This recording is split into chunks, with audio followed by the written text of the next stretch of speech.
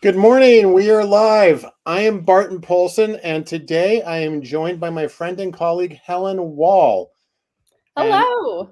we're going to be talking to you about Power BI and data work in general.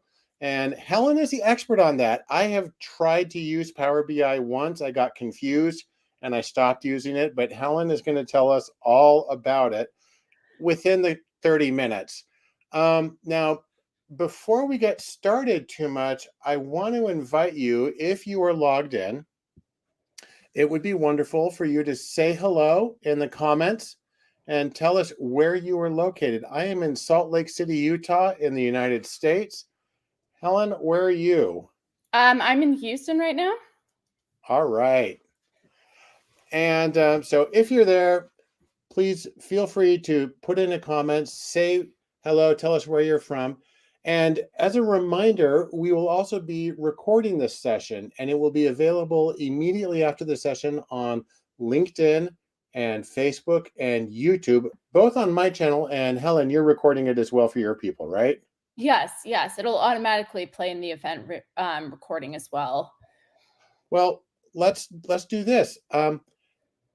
I've been on this, webinar thing before, but Helen, you're new maybe to some of the people here. Why don't you tell us a little bit about yourself and what you're doing? So I'm Helen Wall. I work in data modeling more generally. I work with a number of different tools. Power BI is one of them. Excel, Python are AWS, number of different tools, whatever gets the job done. And so one of those tools is Power BI. So, which is why we're here today. Mm-hmm. And I just want to mention, Helen's LinkedIn profile should be connected on the thing, but here is a shortcut link to her profile. And that's to the LinkedIn. So that is for bit.ly, HW is for Helen Wall -LI for LinkedIn. And if you want to see her LinkedIn Learning profile with her courses listed, just add an L to the end of that for LinkedIn Learning. Helen also has a very recently resuscitated LinkedIn newsletter, The Data Bridge. Yes. And this is you mentioned that it hadn't been shared for a while, so I thought I'd change that. Yep. And so that contains links. There's over 40,000 subscribers. I posted recently on an Excel, which is my latest course for the library, and then also some earlier content, and this LinkedIn Live session had a shout out as well. And actually, I just want to mention, you do have weekly video podcasts, or you talk frequently. It's Power BI Weekly. Okay. It's a video. It's the serial course that comes out once a week, and it comes out today, so I need to share that. So you got all sorts of stuff going on there. Yes. Let me just see.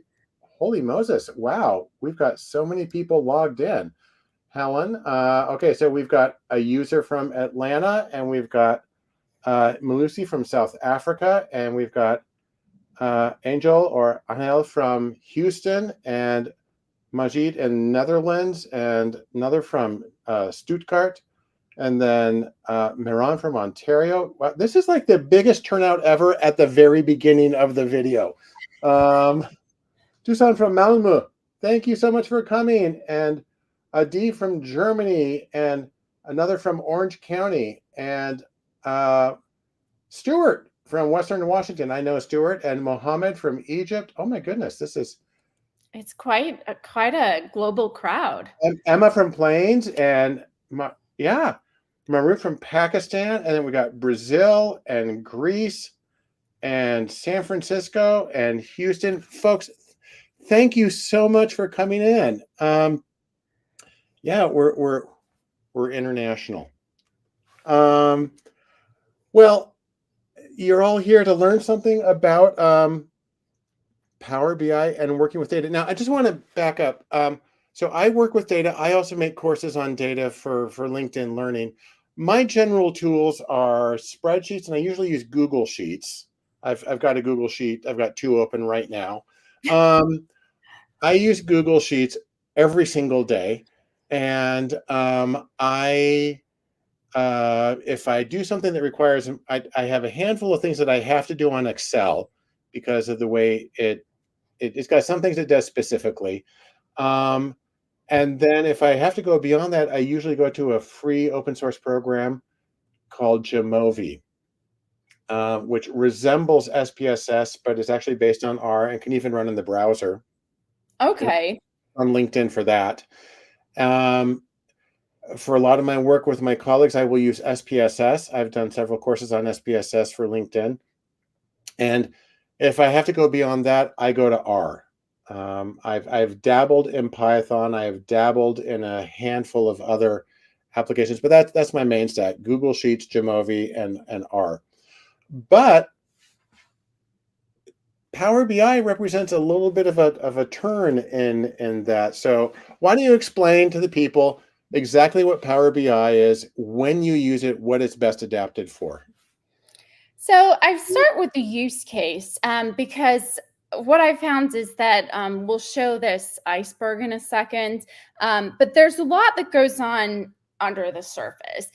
So I have an example of where I would use Power BI. So it's marketed as business intelligence tools with visuals, and you see this dashboard full of charts. And whether or not you want to have that many charts, we'll talk about that in a moment.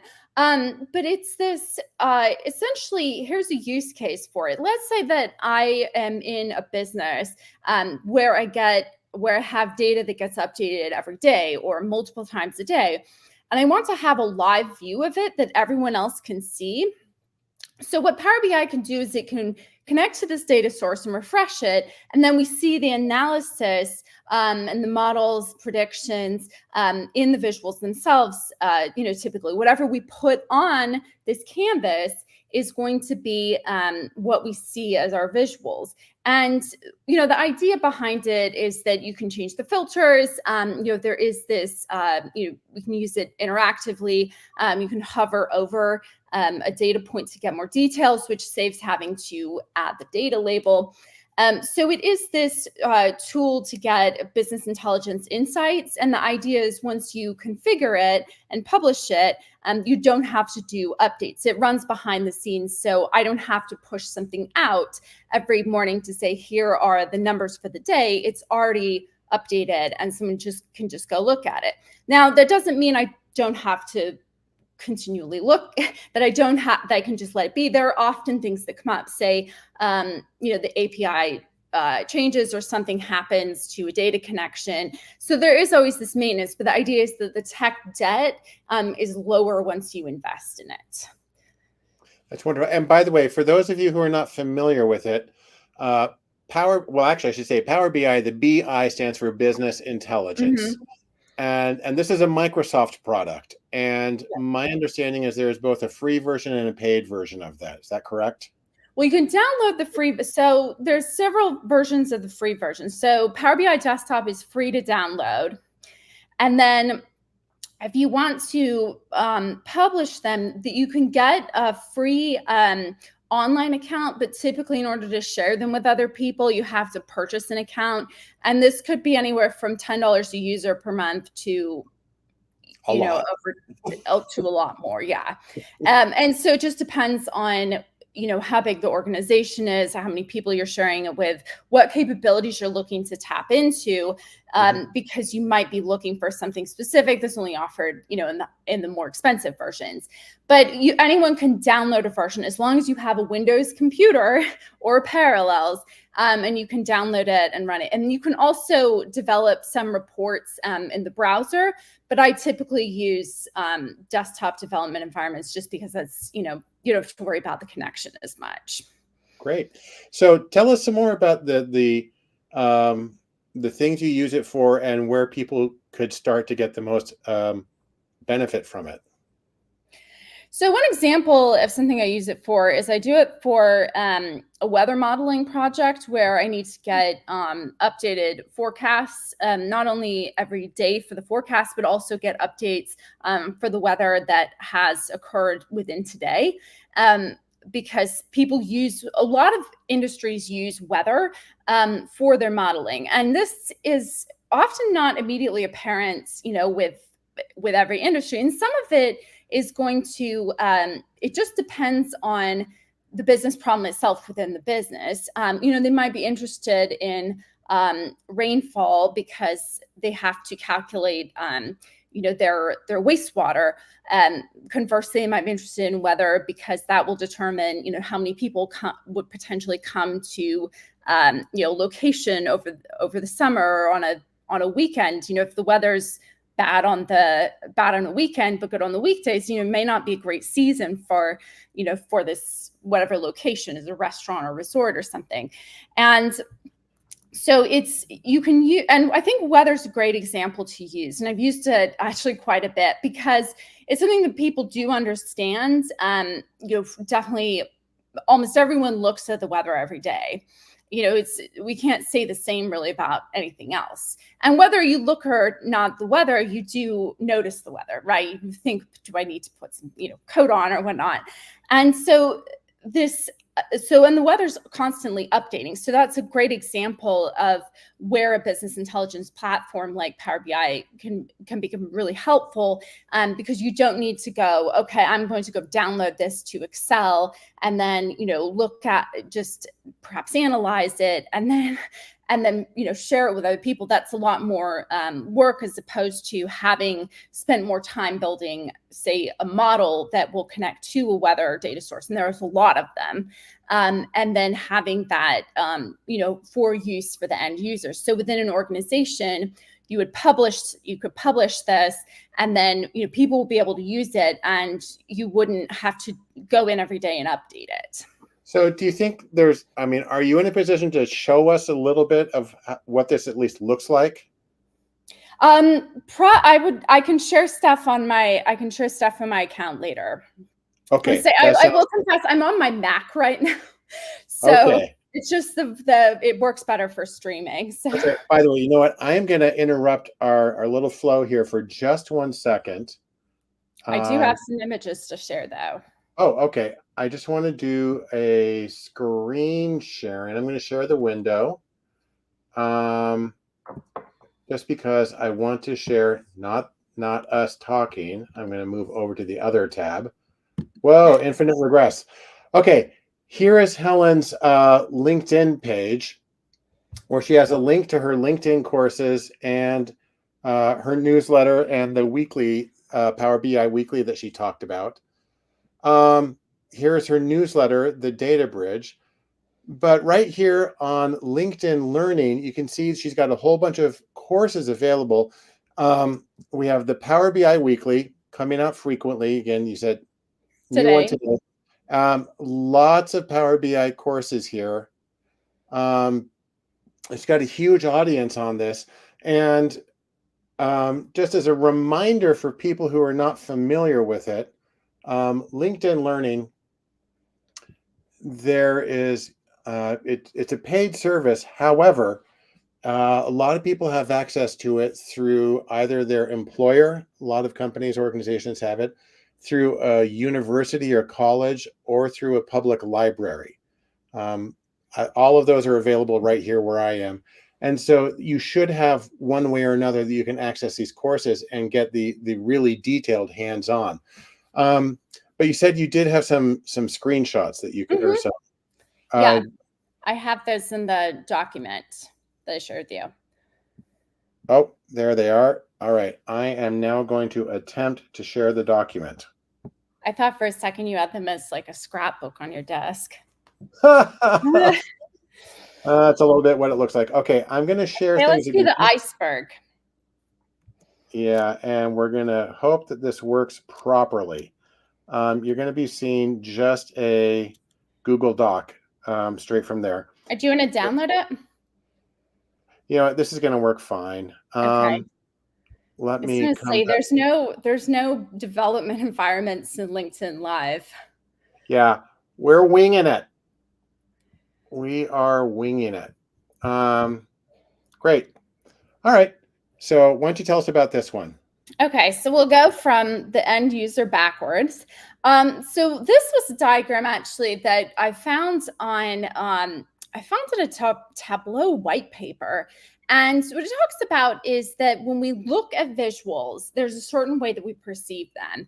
And so a lot of us, will say things with numbers. And I would say people are very comfortable with tables. And so you might be using a visual in tandem with a table to better understand what's going on, because people do like to see the numbers, but also visuals give them a snapshot of what's going on at this high level.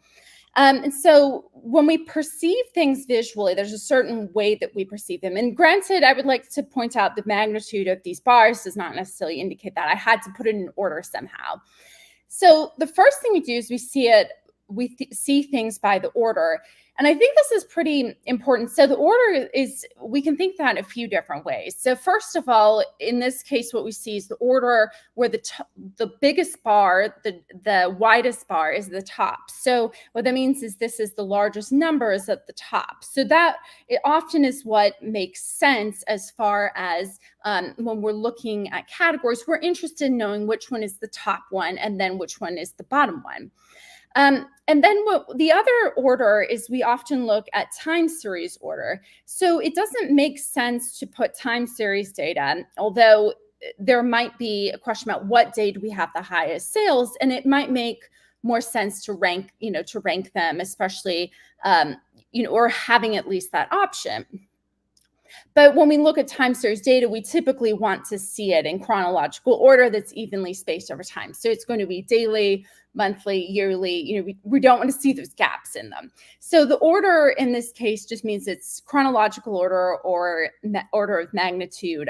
Or, for example, let's say order of schooling, for example, there's an order that goes there it's not categorically, like alphabetically in order. It's not in order by the height of the bars, but it's in order that makes sense to us. So whoever you're presenting the data to, what order do they expect to see it in?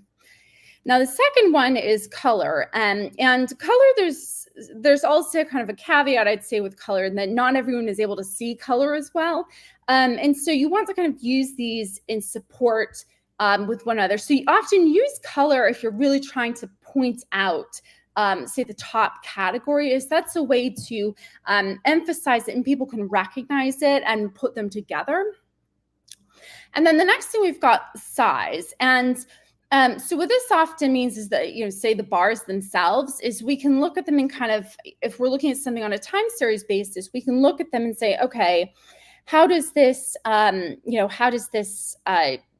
stack up compared to the numbers around that time period? Like the temperature today is like 70, and then if we're looking around that time period, how did the other days compare? Is yesterday colder? Was it hotter? Being able to compare those sizes, against each other. And the last one is the shape, and the shape one's I think a good case for thinking about alternatives to pie charts, because it is hard to see. When we look at a pie chart, we can't explicitly measure the sizes of the pieces against each other. They're part of this circle. It's really hard to often decipher which one is which. And so pie charts, essentially, you're looking at the shapes, but trying to decipher the shapes between them. And we see that that is at the bottom of how we perceive things visually. So that's why, I typically use bar charts, just because it's a lot easier to focus on the order and the size. It's a lot easier to see those differences. Okay. So those are the visuals. Now we can talk about kind of what goes behind I am the trying to scenes. fix things and I'm making it worse. Let me come down. There's another example of that. So this is just another, this was a visual that I put together a few years ago that I used. And so this is kind of goes along with that discussion around how we perceive things visually. Great. And we've got some more here. Let's take it for the iceberg. Okay, to the iceberg. Yes. There we go. And I'm going to zoom out a little bit. Turns out even more Okay. And now I think we could have an entire discussion about what goes on under the iceberg. So I'll explain this. So an iceberg is, if you look at an entire iceberg, what we see on the top is actually about 10% or an eighth of the total mass of the size of the iceberg. So this means that most of the iceberg is underwater. So I always think this is very similar to a lot of data modeling processes because we can't see a lot of what's going on under the surface. Now, I'm curious as to what you find is kind of the most, what stands out to you the most on this, Bart, because there's definitely a lot of these are, some of them are Power BI specific. Let's say DAX measures, custom M code. We can talk about Oh, I'm going to say how. changing data types Mhm. or not knowing what the data type is when it goes with the data you have. Yes. The checking calculations, I have been in projects where that pretty much killed the project. Um, color, yeah, errors in loading. Key fields do not match, especially when because if you're bringing in data from more than one place and it gets mismatched, or maybe you've had the experience, all of you out there, you've ever sorted half of a spreadsheet and not the other half, and then it's gone and dead forever. And fortunately, I figured that problem out about 10 years ago, and I haven't done it since then. And then accounting for missing data. In my field, which is really experimental social psychology, we don't have a lot of missing data, but in other fields, You're very lucky. Did you pick that for me? yeah, but you know what else? A large data set for us is anything over 100 cases. Oh, Um, my dissertation was 199, and that was huge. Um, so we don't have a lot of missing data, but we tend to have very small sample sizes. On the other hand, we all know that if you're working with like a large language model, you're dealing with like the very definition of a sparse data set. And then choosing impactful visuals, that's a big one for me. I actually used to study design. Um, and making your point and doing it clearly is the biggest challenge, which actually is the one of the things I really love about this emphasis on Power BI is the visuals. I think the visuals make the data so much easier for people to understand. So anyhow, those are yeah. some of the things that I see as universal data challenges. Yeah, and also the other thing I was thinking about this earlier too is that this example of say if we connect to a data set and there's a lot of work that needs to be done in order to make some adjustments, and say that it comes from multiple data sources or there's pieces that are missing, is that often if we're underwater, right, we have to do a certain amount of work before we can kind of get above water and show what we're working on. Yeah. So my example for it that I often give, and sometimes I have to remind myself of this, is this idea of don't lose the forest through the trees. Is that if the example becomes so big and there's so many rows of data and there's a lot going on, is how can I break apart a piece of it and look at that? Because then you have a prototype of a model. You can go talk to someone, show them what you have, get their feedback, and then you can build it out. Because often, if we focus so much on under the water, and then when we get to, and if that's not what we need to get, or if it's not going to be worth our time, then we want to have something to show for it. So, and essentially, we kind of make the iceberg smaller. So that might be using a simplified version of a data set. And one thing that's really nice about Power BI is it does make it easy to switch out data sets. So, say for example that I need to build a model for sales data, but I don't have access to the database yet. What I could do, and I've done this a number of times, is I could get a downloadable file. Say they're able to send me a CSV file or an Excel file. I can connect to that, and build a model so I can get to the point where I can show these visual slicers, maps, KPIs, hopefully it'll load quickly. And then I can go back and swap it out with, say, a database later.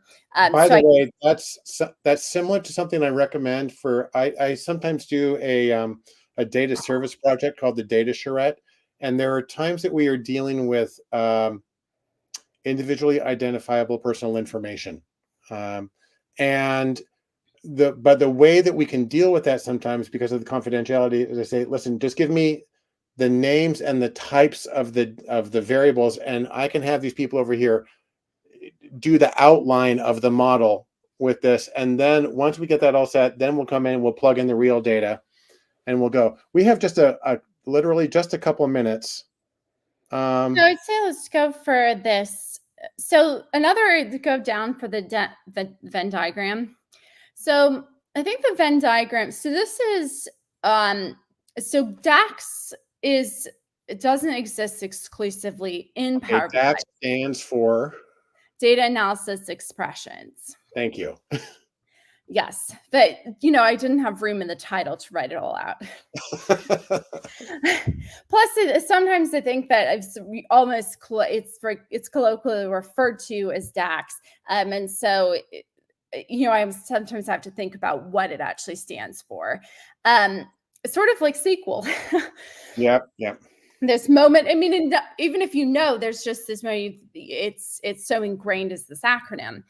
So one of in DAX we can create, so DAX actually originated in analysis services, and we see it, and it also did appear in Power Pivot, which I would say move along to Power BI because Power Pivot's not, I personally haven't had good luck with Power Pivot. I find it's very unstable.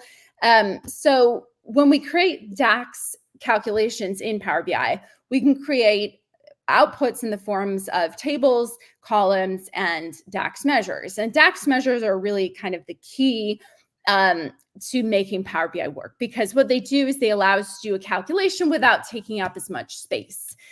So instead of having to calculate an entire column or what it does is it calculates the measure based on what we have selected. So in order to use DAX, we want to first filter. So to create a DAX measure, the key for doing that is to first filter the data and then to do the calculation in whatever aggregation you're using on that filtered data. And Helen, I'm going to have to stop us here. Our time is up, folks. This is a 30-minute office half hour, but obviously you can tell Helen's got stuff for you. And so I want you, this link right here will take you to her page on LinkedIn Learning. That's her author page there, where among other things, she does the Power BI Weekly. And we'll be releasing a new one today. Can you give us what are you going to talk about today? I need to go look at which one did get released. Okay, so they're there. I recorded them earlier. I don't record them every week. So which one they come out. But there's bits and pieces there, along with several courses that will walk you all the way through Power BI. So strongly encourage, and DAX, and encourage you to take a quick look at that. Anything else before we go? Subscribe to my newsletter. Feel free to follow me, and hopefully we'll do this again. This was fun. I love that. All right. Well, folks, our time is up. I'm going to end the stream, but thank you so much for joining us. And don't forget, the recorded versions of this will be available immediately on LinkedIn, Facebook, YouTube, on my channels, and Helen's got it going to her LinkedIn as well. So, folks, thank you very much. Have a wonderful day. Thank you.